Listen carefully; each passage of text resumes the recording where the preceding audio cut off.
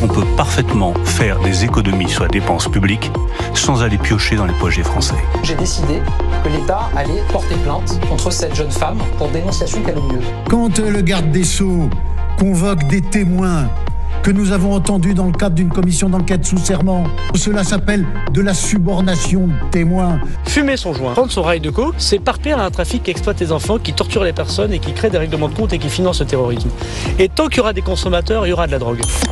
La semaine politique Europe 1, Paris Match JDD, Pierre de Villeneuve. Et pour commenter la semaine politique, Antonin André, bonsoir. Bonsoir Pierre. Reporter politique au Journal du Dimanche. Bonsoir François Delabarre. Bonsoir Pierre. Grand reporter à Paris Match. Bonsoir Arthur Delaborde. Bonsoir à tous. Du service politique d'Europe 1. Commençons par cette affaire du proviseur du lycée Maurice Ravel. Vous l'avez entendu dans le générique, on va l'écouter dans la longueur. Gabriel Attal, invité du 20h de TF1 mercredi, dit que l'État va porter plainte contre cet élève qui est incriminé dans l'affaire. J'ai décidé que l'État allait porter plainte contre cette jeune femme pour dénonciation calomnieuse. Ça me permet de rappeler que l'État, l'institution, sera toujours aux côtés de ses agents, de ceux qui sont en première ligne face à ces atteintes à la laïcité, face à ces tentatives d'entrisme islamiste dans nos établissements scolaires. Je rappelle que cet entrisme, que ces coups de boutoir ont fait récemment 2 victimes dans la famille de l'Éducation nationale. Dominique Bernard et Samuel Paty. Il ne faut rien laisser passer et je ne laisserai jamais rien passer en la matière. Annonce de Gabriel Attal mercredi soir sur TF1 alors que Jean-Pierre Aubin, invité de Sonia Mabrouk sur Europe 1 le lendemain matin à 8h10, dit que tout cela est une capitulation. Je suis persuadé que pour les islamistes, c'est une victoire et qu'ils la savourent comme telle. Qu'une jeune fille, par le simple fait de provoquer un proviseur, réussissent à le faire démissionner de son poste et à le faire quitter de ce poste est pour eux une victoire certaine et pour la République un épisode peu glorieux. Qu'on n'ait pas réussi à retenir ce proviseur, à le protéger et à faire en sorte que dans cet affrontement qui avait été provoqué, qui était voulu, qui était volontaire, ce ne soit pas l'école qui l'emporte, la République qui l'emporte, mais ses adversaires. C'est quand même quelque chose qu'on peut appeler, comme certains, une capitulation, en tout cas une défaite, oui. Voilà ce que dit le préfet Jean-Pierre Aubin, qui était d'ailleurs à l'origine d'un rapport sur le sujet. Alors que faire ? La ministre de l'Éducation était en déplacement à Bordeaux aujourd'hui. Alors, il faut annoncer la création d'une force mobile scolaire. On l'écoute. Je déploierai une force mobile scolaire qui sera nationale et qui pourra être projetée dans les établissements qui connaîtraient des difficultés. Cette force scolaire qui permettra aux établissements qui sont en difficulté de prendre en charge pendant un temps assez long la difficulté est destinée à rassurer les enseignants et les équipes éducatives. C'est tout à fait essentiel pour moi. Ce seront des CPE, ce seront des personnels qui viendront aider les chefs d'établissement pendant un temps qui pourrait être de 3 semaines, d'1 mois, le temps que la situation se stabilise s'il y a une situation de crise. Et nous aurons une 20aine de personnes pour commencer qui travailleront dans cette équipe nationale. Nicole Belloubet, ministre de l'Éducation nationale au micro européen de Stéphane Place. François Delabarre, cet épisode du proviseur qui on a énuméré pendant la semaine ces raisons, celles qui ont été évoquées par le rectorat également du départ de ce proviseur, qui ne sont pas forcément les mêmes d'ailleurs. Qu'est-ce que ça vous inspire ?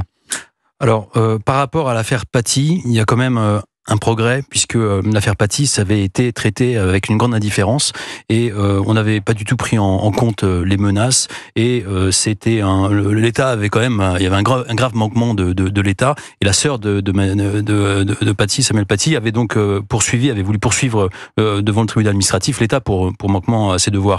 Là, quand même, il y a une réaction. Alors, on peut dire qu'elle n'est pas suffisante, mais elle est là. On prend ça au sérieux et dire que c'est une victoire des islamistes, ça paraît un raccourci parce que ce serait une victoire des islamistes si on a un nouveau proviseur qui est beaucoup plus laxiste, si l'école change et que les règles changent et sont plus souples vis-à-vis des jeunes filles qui veulent venir en voile dans l'école. Donc le résultat est le même, puisque le proviseur a dit qu'il fallait enlever le voile, et la jeune fille visiblement n'a pas voulu l'enlever, donc ce que dit Jean-Pierre Aubin, c'est une capitulation. Alors, la jeune fille a quitté l'école. Elle a quitté l'école. Elle a quand même fait une remarque que je trouve assez déplacée, puisqu'elle dit c'est mieux qu'il parte s'il ne se sentait pas en sécurité. C'est une manière un peu sournoise de se déresponsabiliser. Là, quand même, Gabriel Attal, il est sur son terrain, puisque c'est lui qui a fait interdire la baya et le crémis à l'école à la rentrée. C'est ça qu'il a rendu quand même, qui a donné tout le crédit, tout son crédit. Il est présent. Dénonciation calomnieuse, c'est pas rien. C'est quand même 5 ans de prison. C'est 45 000 euros d'amende. Alors, on peut imaginer que des associations vont sans doute payer ces 45 000 ou ces 40 000 euros d'amende, qu'elle n'aura certainement pas à les payer, qu'elle sera aidée pour ça, puisque c'est souvent le cas, puisqu'il y a des réseaux derrière. Les frères musulmans sont quand même très présents dans les écoles, pour investir dans les écoles en France.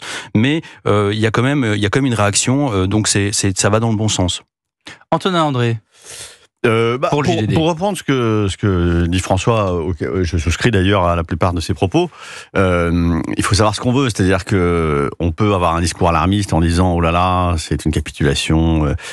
En fait, on peut aussi se dire que ce sont des sujets qu'on traite aujourd'hui et qu'on prend extrêmement au sérieux et que la réactivité est très forte. Alors la médiatisation fait que évidemment certains vont instrumentaliser cette affaire et les islamistes vont se féliciter de ce joli coup, mais en même temps, derrière, il y a quand même une prise de conscience qui, je trouve, effectivement, depuis l'affaire Paty, se développe de plus en plus en France. Ce qui est intéressant, c'est cette idée quand même que les proviseurs n'y arriveront pas tout seuls et qu'effectivement, on est confronté à une situation où si on veut être réactif, voire préventif, épauler dans certains établissements les chefs d'établissement avec des conseillers d'éducation dédiés, des gens qui sont là, qui n'ont que à faire d'une certaine façon une forme de régulation, d'observer, d'essayer de faire de la médiation ou d'alerter le cas échéant quand il y a un problème de cet ordre-là.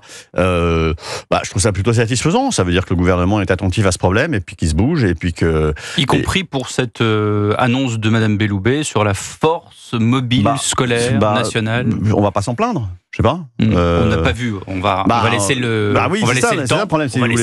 Non, mais on va laisser le temps.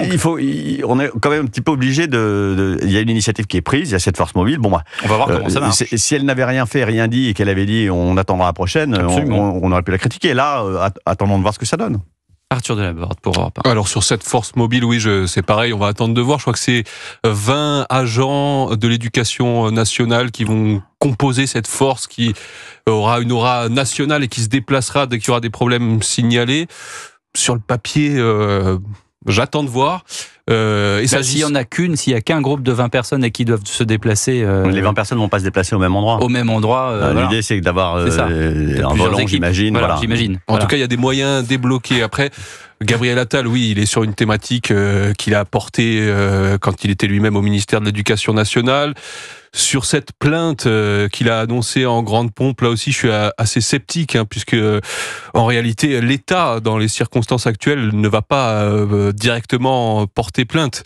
C'est l'article 40, me semble-t-il, du Code de procédure pénale qui enjoint l'État à soutenir le fonctionnaire qui lui-même a déposé plainte. Donc là aussi on est plus sur un coup de com', me semble-t-il. Alors, encore une fois, le Premier ministre a le mérite au moins d'essayer d'avancer sur cette polémique, mais je suis pas sûr que l'état d'esprit global au sein de l'éducation nationale ait réellement changé. On entendait Jean-Pierre Aubin je crois que son premier rapport... Alors qu'est-ce qu'il faut faire ?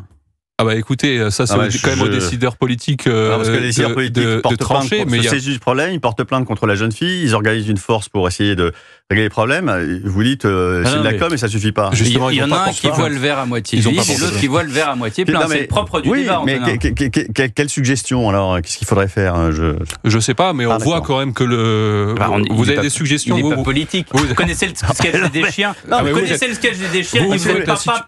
François Morel qui dit vous avez l'air de trouver que la situation il n'est pas politique, c'est pas son boulot. Il est parfaitement normal. Mais attendez. Les situations sont complexes et donc on essaie d'y répondre et ça ne se fait pas d'un claquement de doigts. Donc c'est toujours assez simple quand les politiques réagissent et qu'ils essayent de mettre en œuvre des dispositifs, de dire et quand on voit que la réponse apportée est quand même assez limitée, on peut quand même le noter. Moi c'est tout ce que je fais. Limité, ça veut dire François Delaborde, un juge de paix s'il vous plaît. Qu'est-ce qu'il faut faire si c'est trop limité ? Il y a un rapport sénatorial qui préconisait justement que l'État puisse directement porter plainte d'un rapport qui a été publié début mars, donc ça c'est peut-être une voie et je pense que Gabriel Attal y réfléchit. François, vous avez une idée? Non, je pense que le journaliste Stéphane Simon a écrit un livre sur Samuel Paty, sur les derniers jours de Samuel Paty, et il avait préconisé cette force mobile scolaire. Ça faisait partie quand même de ce qui est donc ça vient pas des solutions. Voilà. Ça vient pas de nulle part, et a priori c'est peut-être une des seules solutions immédiates.